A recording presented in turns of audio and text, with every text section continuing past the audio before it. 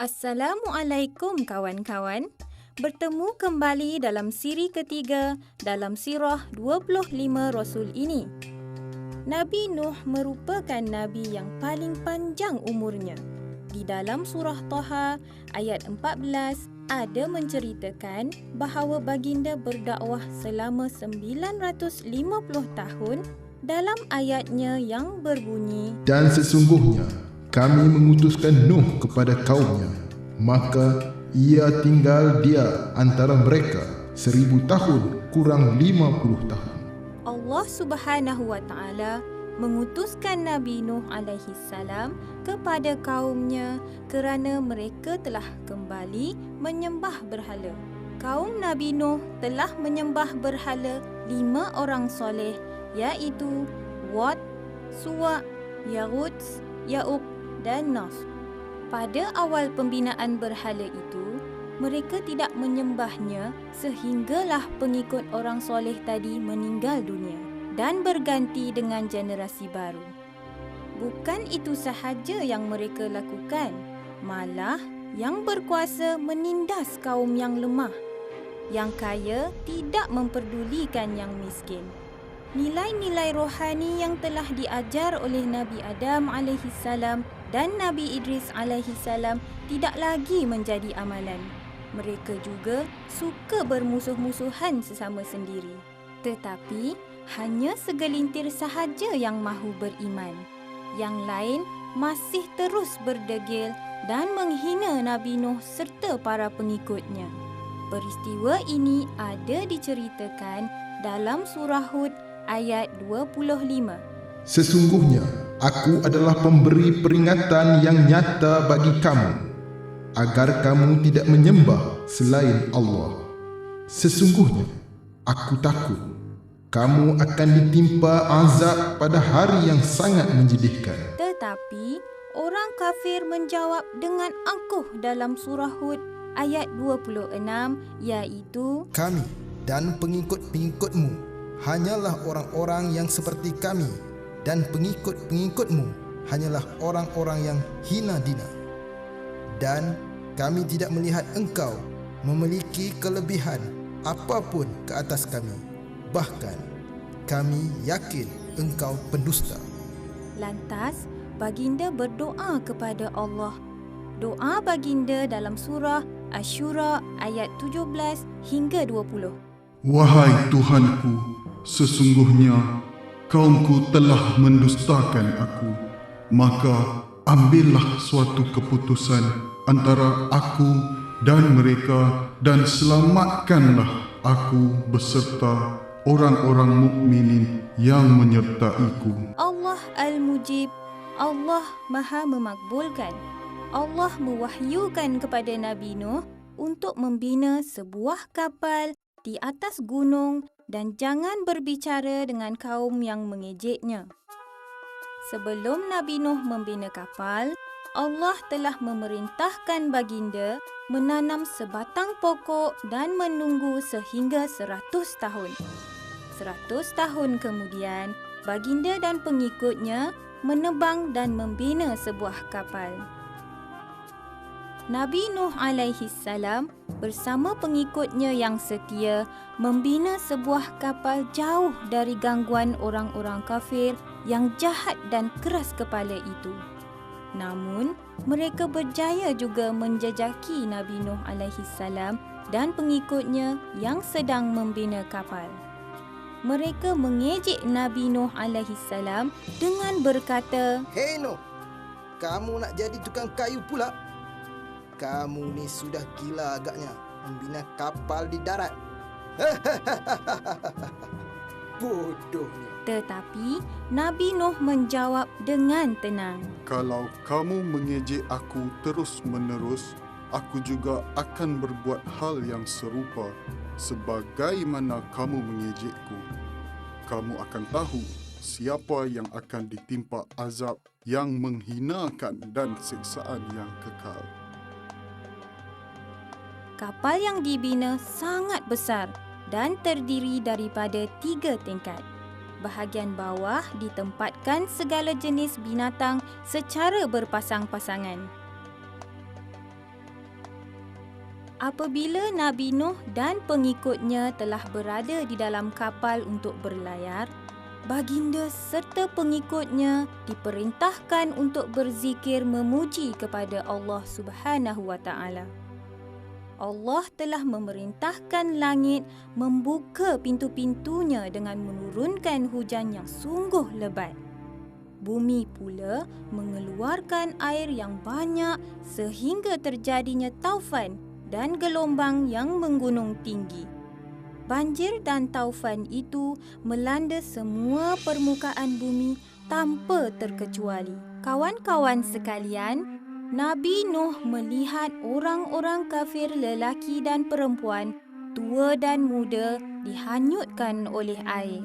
Jeritan meminta tolong terdengar di mana-mana sahaja. Walaupun Nabi Nuh dan pengikutnya yang setia itu selamat di atas kapal, salah seorang putera baginda iaitu Yam masih lagi kafir.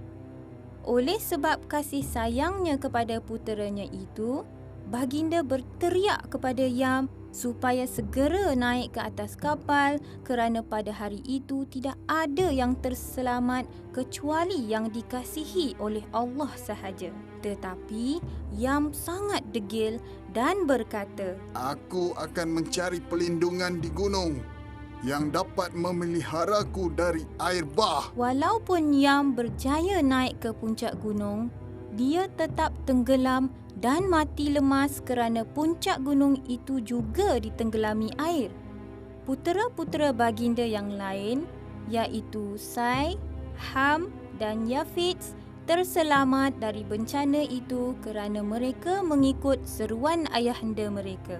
Melihat anaknya tenggelam bersama-sama dengan kaum yang kafir, Nabi Nuh alaihi salam berdoa supaya menyelamatkan anaknya itu. Doanya ialah, Tuhanku, bukankah engkau telah berjanji kepadaku akan menyelamatkan keluargaku bersama-sama denganku? Tetapi dia termasuk golongan mereka yang tenggelam. kemudian Allah menjawab, Dia bukan termasuk keluargamu.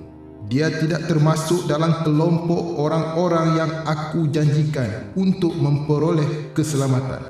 apabila Allah telah memusnahkan semua manusia-manusia musyrik, maka Allah bertitah kepada bumi supaya menelan kembali airnya. Begitu juga dengan langit. Allah perintahkan supaya berhenti menurunkan hujan. Firman Allah, Hai bumi, telanlah kembali airmu. dan dikatakan kepada langit, Hentikanlah curahan airmu. Urusan telah selesai. dikatakan pula, Hancurlah orang-orang yang zalim itu. setelah setahun berlalu, Nabi Nuh dan para pengikutnya berlayar. Berlabuhlah kapal tersebut di puncak sebuah bukit yang bernama Bukit Judi. Baginda mengutuskan seekor burung merpati untuk meninjau keadaan di luar kapal. Burung itu pulang kepada Nabi Nuh dengan membawa selembar daun zaitun. Maka tahulah baginda air telah surut. Masuk pada tahun kedua, baginda membuka penutup kapal. Lalu jelas kelihatan permukaan bumi. Kemudian Nabi Nuh menerima wahyu dari Allah Subhanahu wa taala. Hai Nuh, turunlah kamu dengan membawa keselamatan dari kami dan keberkatan bagimu dan orang-orang, yakni umat yang akan kami beri kesenangan hidup. Kemudian mereka akan kami seksa dengan seksaan yang pedih. Kawan-kawan sekalian, berdasarkan sirah Nabi Nuh tadi, kita dapat mempelajari beberapa perkara penting seperti berikut. Iman tidak dapat diwarisi. Walaupun Nabi Nuh alaihi salam seorang nabi dan rasul ulul azmi, anaknya Yam masih seorang kafir. Bahawasanya hubungan antara manusia terjalin kerana persamaan kepercayaan, akidah dan pendirian. Ia adalah lebih erat daripada ikatan darah. Walaupun Nabi Nuh alaihi salam berdoa kepada Allah supaya menyelamatkan anaknya yang kafir itu, Allah tidak menerima doanya kerana anaknya tergolong dalam golongan yang ingkar pada perintah Allah.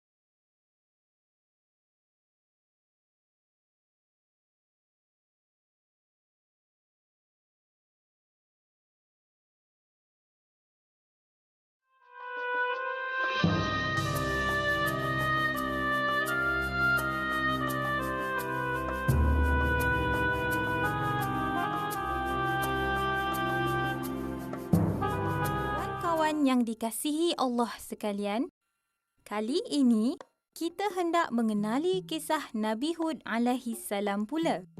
Baginda diutuskan oleh Allah Subhanahu wa taala kepada kaum Ad.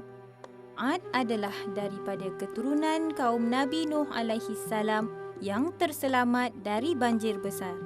Mereka tinggal di Jazirah Arab di suatu tempat bernama Al-Ahqaf, terletak di antara Yaman dan Hadramaut. Tempat-tempat tinggal kaum Ad pula sangat indah dengan kebun-kebun bunga. Haiwan dan burung-burung suka membiak di lembah yang subur itu. Sungguh indah lembah itu. Mereka telah membina sebuah kota yang sangat cantik di dunia pada waktu itu.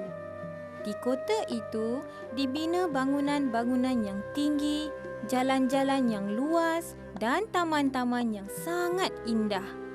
Kaum Ad menamakan kota itu dengan Iram Zatil Imad.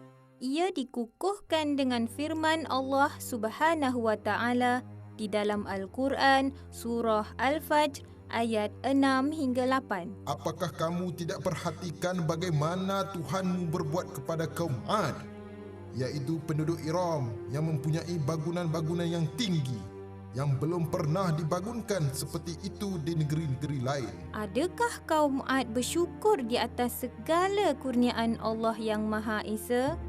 Tidak sama sekali. Rupa-rupanya kaum Ad ini sangat bongkak dan telah melupakan ajaran Nabi Nuh alaihi salam. Ada riwayat mengatakan mereka adalah golongan yang pertama menyembah berhala selepas tragedi taufan dan banjir yang melanda kaum Nabi Nuh alaihi salam. Mereka membuat patung-patung yang besar, mengukirnya dengan cantik, lalu tunduk menyembahnya. Bagi kaum Ad yang jahil, itulah Tuhan-Tuhan yang memberi perlindungan, kebahagiaan dan segala kenikmatan hidup kepada mereka.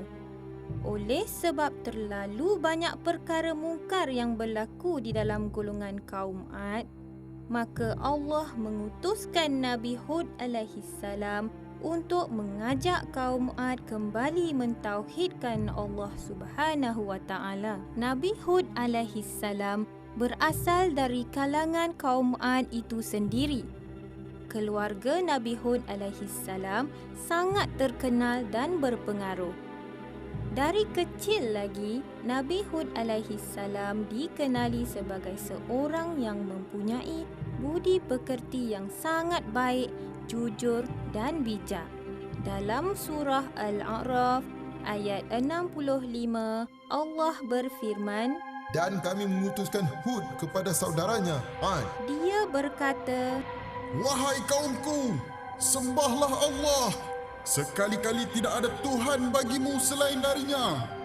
Maka mengapa kamu tidak bertakwa kepadanya? Nabi Hud alaihi salam memulakan dakwahnya dengan menarik perhatian kaumnya kepada tanda-tanda kebesaran Allah. Nabi Hud alaihi salam menyeru kaumnya melihat alam di sekeliling mereka seperti tanah yang subur, air yang sentiasa mengalir dan juga tubuh-tubuh mereka yang tegap dan kuat. Baginda juga menegaskan kepada mereka bahawa Allah yang menciptakan mereka dan mengurniakan kepada mereka dengan segala kenikmatan hidup yang sedang mereka kecapi. Kawan-kawan sekalian, adakah kaum Ad mendengar segala kebenaran yang dibawa oleh Nabi Hud alaihi salam itu? Tidak. Malah, mereka membantah segala nasihat dan ajakan Nabi Hud alaihi salam. Mereka menuduh Nabi Hud alaihi salam gila dan bodoh kerana menyuruh mereka menyembah Allah dan meninggalkan sembahan-sembahan nenek moyang mereka.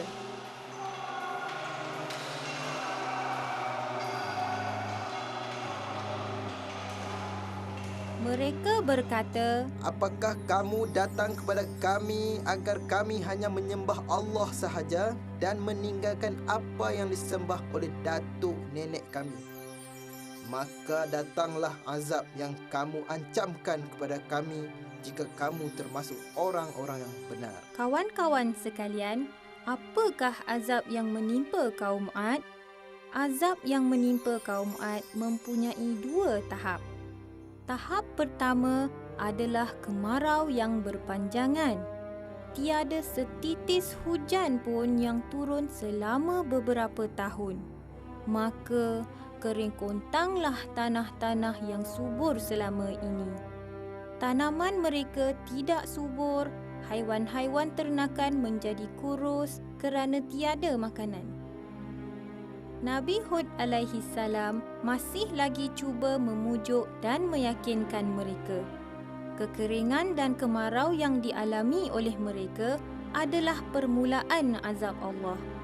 Tetapi malangnya nasihat Nabi Hud alaihi salam supaya bertaubat dan memohon ampun kepada Allah langsung tidak dihiraukan oleh kaum Ad yang degil itu. Bahkan mereka masih menyembah berhala untuk meminta pertolongan dari musibah yang menimpa mereka. Suatu hari, kaum Ad terlihat gumpalan awan yang hitam pekat sedang bergerak ke arah mereka. Mereka menyangkakan hujan akan turun dengan lebat membasahi tanah dan ladang-ladang mereka yang sudah lama kekeringan.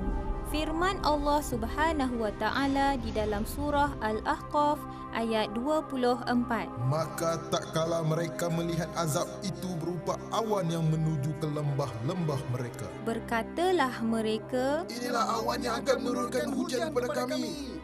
Bahkan inilah azab yang kamu minta supaya datang dengan segera, iaitu angin yang mengandungi azab yang pedih. sedang mereka asyik bergembira, tiba-tiba menderu ke arah mereka angin taufan yang dahsyat dengan bunyi gemuruh yang kuat, menerbangkan pokok dari akarnya, merosakkan bangunan-bangunan dari dasarnya dan melemparkan jauh semua binatang-binatang ternakan. Keadaan kaum Ad menjadi kelam kabut tanpa tempat berlindung.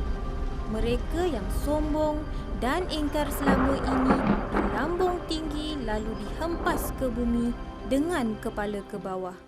Subhanallah, kepala mereka hancur sama sekali. Hanya badan sahaja yang tinggal bergelimpangan seperti sampah yang busuk. Keterangan ini terdapat dalam surah Al-Qamar ayat 16 hingga 20. Sesungguhnya kami telah mengirimkan gelombang angin kepada mereka teramat laju, yakni kencang pada hari nahas secara terus-menerus. Angin itu menumbangkan setiap orang.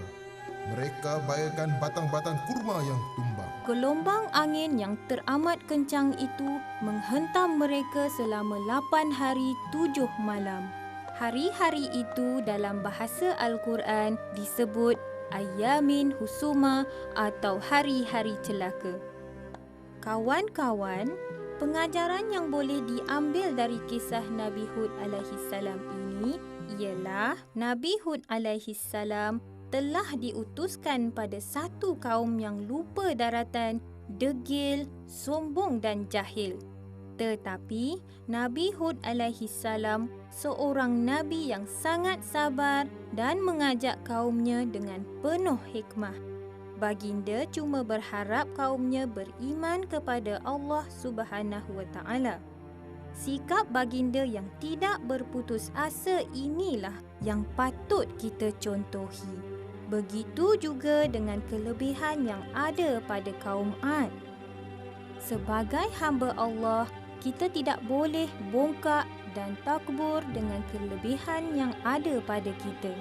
Segala-galanya datang dari Allah Subhanahu wa taala. Tahukah kawan-kawan, pada awal tahun 1990-an, seorang ahli arkeologi amatur iaitu Nicholas Clapp telah menemui arkeologi kota Irom iaitu tempat kaum Ad tinggal. Melalui kajiannya, beliau telah menemui sebuah peta dilukis oleh ahli geografi berbangsa Mesir Yunani pada tahun 200 setelah Masihi. Peta tersebut menggambarkan kedudukan kota purba yang ditemui di kawasan tersebut serta jalan menuju ke sana. Kemudian, dengan pertolongan NASA, beliau menerima imej yang diambil dari pandangan satelit yang menunjukkan debu akibat perjalanan kafilah lebih jelas. Beliau membuat perbandingan antara kedua-dua gambar. Daripada kedua-duanya, beliau dapati debu serombongan kafilah yang terdapat pada peta purba adalah merupakan kepulan yang terdapat pada gambar satelit. Destinasi terakhir kepulan debu tersebut merupakan sebuah kawasan yang luas. Akhirnya, kerja cari gali dimulakan.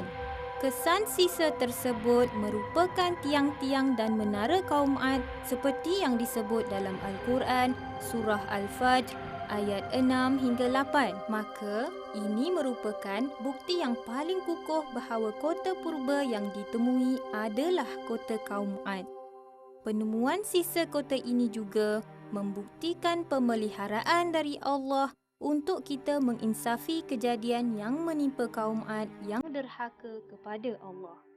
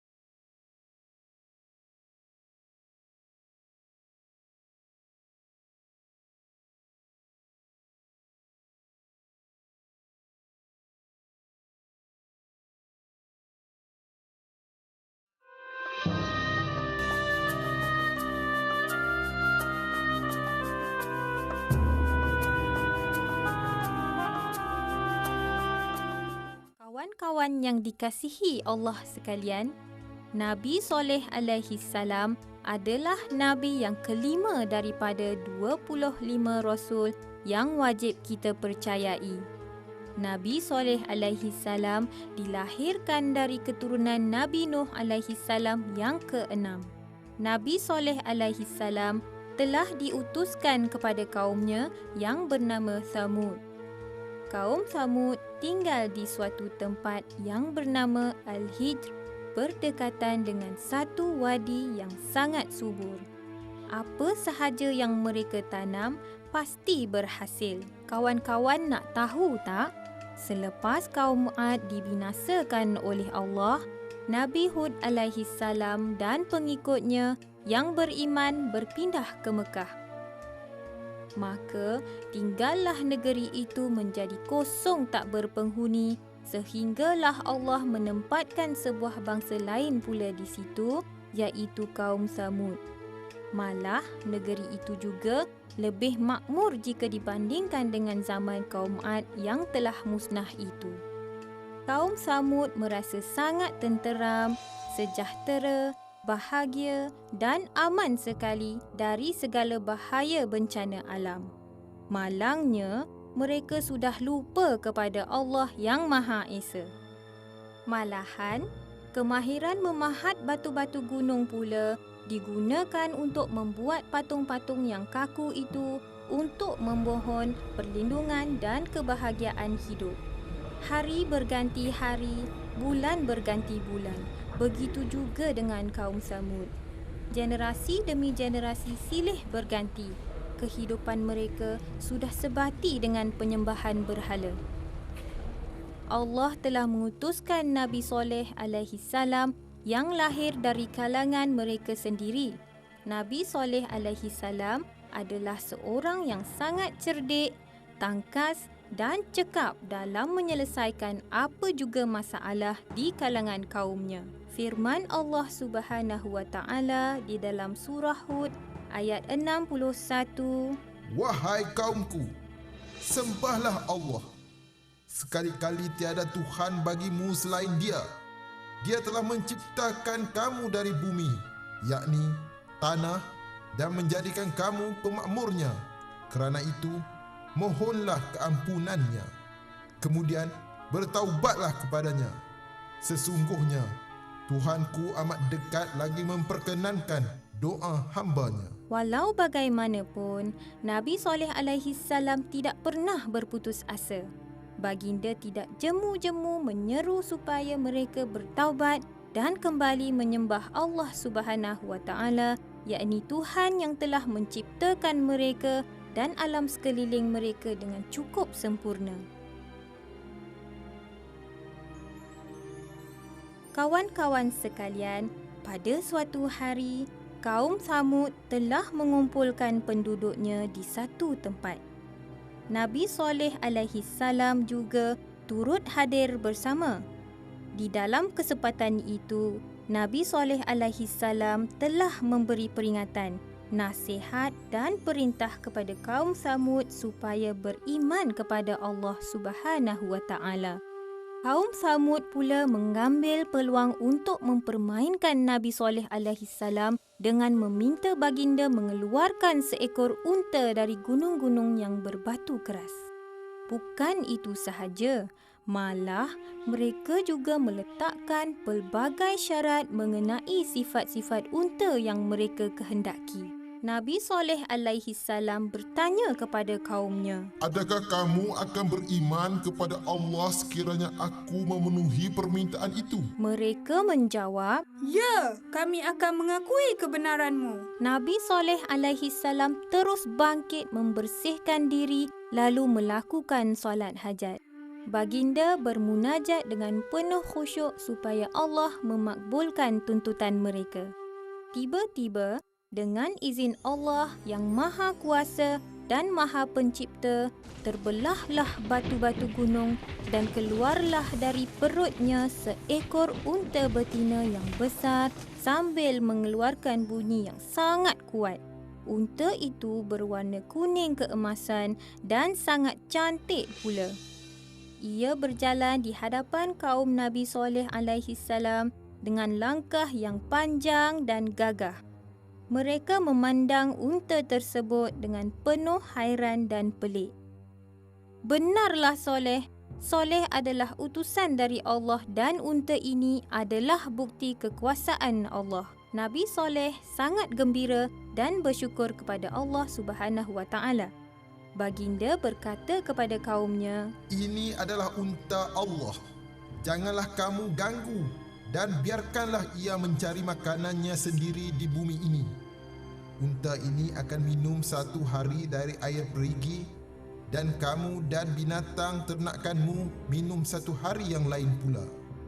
Jangan sekali-kali kamu ganggu atau menyakitinya kerana ketahuilah Allah akan menimpakan kamu dengan azab yang pedih. firman Allah Subhanahu Wa Taala di dalam surah Hud ayat 64. Soleh berkata, Kehadiran unta ini menjadi dalil atas kebenaran risalah yang aku bawa kepadamu. Kuperingatkan, biarkanlah ia mencari makanan di bumi Allah ini. Kamu jangan sekali-kali berlaku tidak baik kepadanya.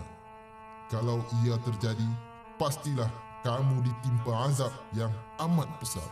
oh ya, ada satu lagi keajaiban pada unta ini. Ia boleh mengeluarkan susu yang banyak dan sangat sedap. Susunya tidak kering walaupun diperah sebanyak mana sekalipun. Kawan-kawan, adakah kaum Samud yang kafir itu hanya berdiam diri sahaja? Tidak sama sekali. Mereka berbincang untuk membunuh unta Nabi Soleh alaihi salam.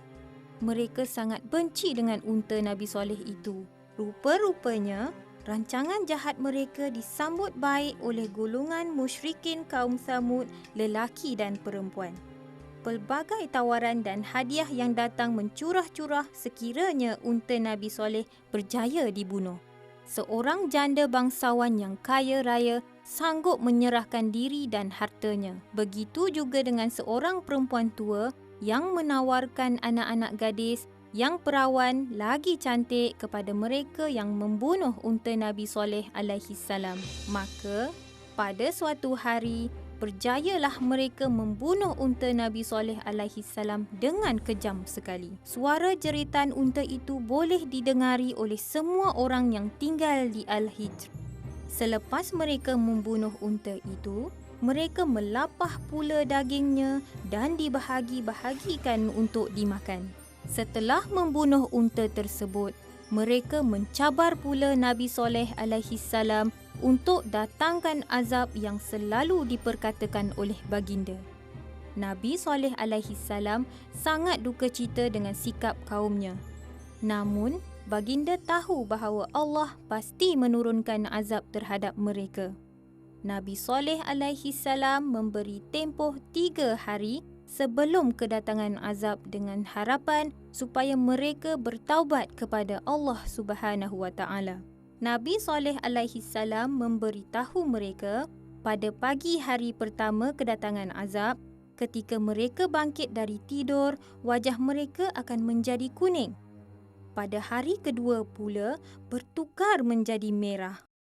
Dan pada hari ketiga akan berubah menjadi hitam, dan pada hari keempat turunlah azab Allah Subhanahu Wa Taala yang amat pedih. Mendengar ancaman azab dari Nabi Soleh alaihi salam, 9 orang yang membunuh unta itu segera merancang membunuh Nabi Soleh alaihi salam dan keluarganya pula sebelum tibanya azab yang diancamkan. Mereka pergi ke rumah Nabi Soleh alaihi salam pada waktu malam ketika semua orang sedang nyenyak tidur.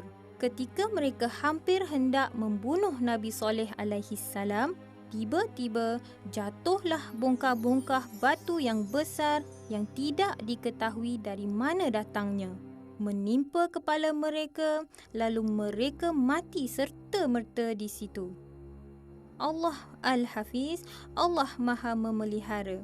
Nabi Soleh alaihi salam dan para pengikutnya yang mukminin kemudiannya telah meninggalkan Al-Hijr dengan perintah dari Allah. Mereka ke suatu tempat bernama Ramlah di Palestin. Setelah berlalu 3 hari yang ditetapkan, terjadilah azab yang sungguh mengerikan. Hanya dengan satu teriakan yang sangat dahsyat dan kuat, kaum Samud mati di rumah-rumah mereka sendiri. Dalam waktu yang singkat, kesemua mereka mati dalam keadaan terbongkok seolah-olah sedang menahan kesakitan yang amat sangat. Kawan-kawan, apakah pengajaran yang boleh kita ambil dari kisah Nabi Soleh alaihi salam ini? Kaum Samud yang telah dikurniakan dengan ilmu dan kekayaan tetapi mereka ingkar kepada perintah Allah dan menyembah berhala. Allah mengutuskan Rasulnya Nabi Soleh alaihi salam untuk menyeru mereka kepada keimanan tetapi mereka ingkar juga. Malahan mereka mempersendakan Nabi Soleh alaihi salam dengan meminta dijadikan unta dari batu bata keras. Apabila Allah benar-benar mengeluarkan unta dari batu-batu keras tersebut, mereka tetap tidak mahu beriman dan membunuh unta tersebut. Sikap mereka telah menyebabkan turunnya azab Allah. Oleh itu kawan-kawan, apabila di antara kita yang menyeru kepada kebaikan dan mencegah dari kemungkaran, maka janganlah kita mempersendakan mereka. Jadilah hamba Allah yang taat kepada segala perintahnya. Di dalam Al-Quran, kaum Ad dan kaum Samud sering digandingkan bersama. Ayat-ayat tersebut turut menasihatkan kaum Samud untuk mengambil pengajaran dari kehancuran kaum Ad. Perkara ini ada terdapat di dalam surah Al-Baqarah, surah Al-Ibrahim, surah Al-Furqan, surah Al-Sud, surah Al-Qaf, surah An-Najm dan surah Al-Fajr. Ya kawan-kawan, begitulah kisah Rasul kelima iaitu Nabi Soleh alaihi salam. Jangan lupa kawan-kawan, ikuti kisah Rasul yang seterusnya bagi jilid ketiga dalam sirah 25 Rasul yang menceritakan kisah Nabi Ibrahim alaihi salam dan Nabi Ismail alaihi salam. Jumpa lagi. Assalamualaikum.